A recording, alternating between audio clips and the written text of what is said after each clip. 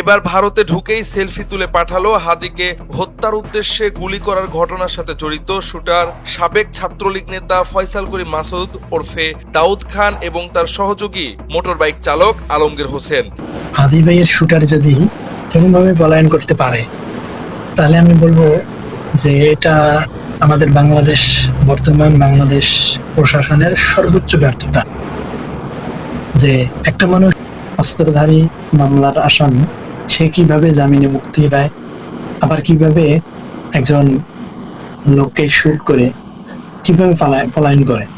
এর আগে ময়না হত্যার অভিযোগে 2 ইমাম মুয়াজ্জিনকে গ্রেফতার করা হয়। এখনো তাদের জামিনে মুক্তি পাওয়ার খবর পাইনি আমরা। আর একজন ক্রিমিনাল কিভাবে মুক্তি পায়, কিভাবে আরেকজনকে শুট করে আবার কিভাবে চলে যায়, আমাদের প্রশাসনের কাজ কি, গোয়েন্দা বিভাগের কাজ কি?